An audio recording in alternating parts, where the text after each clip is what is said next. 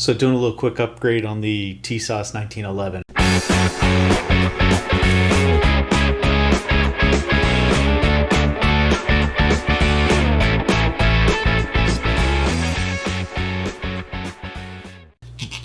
So the Tisas comes with these plastic grips, they're kind of crappy grips. So I ended up going with these, and they're a thinner grip. You can see there. They're significantly thinner than the original grips. I have a medium-sized hand, so I was looking for a little bit more comfort. These have a lot of aggressive texturing on them, so I wanted to give them a shot. Anyway, something to note with the thin grips is you got to replace these bushings. So just wanted to point that out. If you're getting thinner grips, you need to get the thinner bushings. So I'm going to go ahead and pop these out real quick. I got a screwdriver, and give this a shot, and I'll be right back.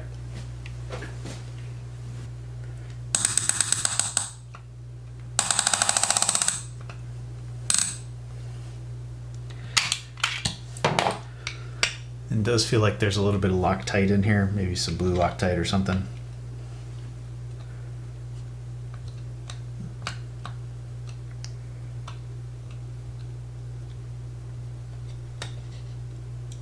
One down. And here you can see the difference between the, you get that to focus, you can see the difference between the factory bushing and then the aftermarket bushing. So significantly smaller. I'll just stick it there for fitment. Make sure it's going to fit all right. You don't want to cross thread these, so you got to be careful with that, not to cross thread. Yeah, perfect fit, goes right in. So if you're interested in learning more about this pistol, I have a up here, you know how you do it, right there. There'll be a card. I'll be doing a review on this if I don't get it up soon. But once I do, I will definitely card it. So something to note here, if you're doing this, I did have to change out my screwdriver. So the screwdriver I got had somewhat of a thin blade on the tip, and I had to go with a fatter blade. So if you can see that.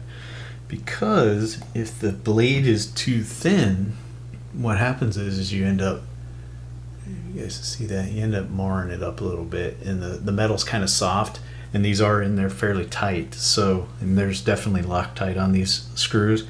So you don't want to mess them up trying to get them out, and then you're having to Dremel a new notch in there because you've stripped out the flathead hole.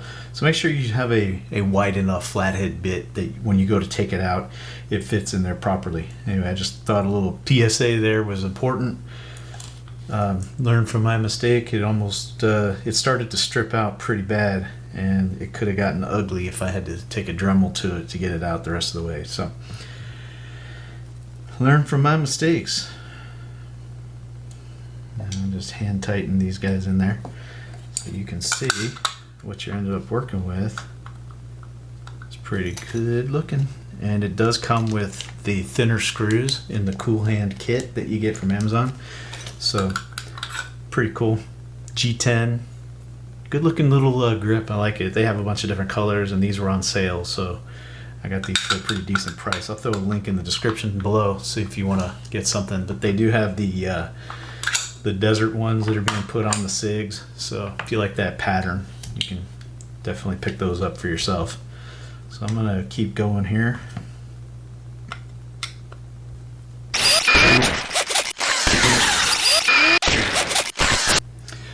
Well, that's ugly as fuck. So as you can see, that didn't help any. It fucking broke the bushing. So now I get to fucking figure this out. So I'll be back. Hey guys, I'm back. So as you can see, I got the grips on, and they look really good. But something I wanted to point out is when I was taking off one side, they were very difficult. They were kind of hard to get, as you saw in the video earlier. But when I got to the other side, I really started to experience problems. And I thought that, maybe the blade of the screwdriver was too small, and it was, and I definitely didn't start off well. But I did refocus using a larger blade, and it didn't matter that the torque that I was putting on to the bushings still caused them to bust. And I don't know if you can see this, but I'm gonna try to get this in there for you. So I ended up having to, you can see that, that's good. So you can see where the bushing actually cracked and came apart. And so I had to take a Dremel, and then on this side you can see it better.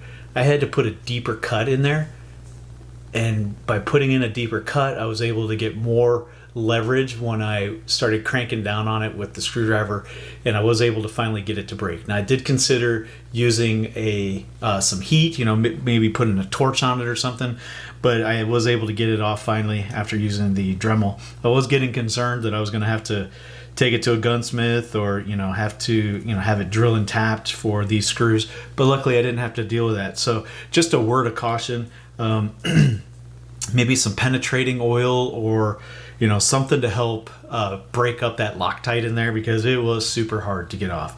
Anyway, it came out great. These thin grips are really beautiful. So coolhandgrips.com. This is not a sponsored video. I'm just sharing this information for those of you that are interested. Again, I'm going to have a review on this pistol coming up, and if you have any questions, throw them in the comment section. I'm happy to engage with you.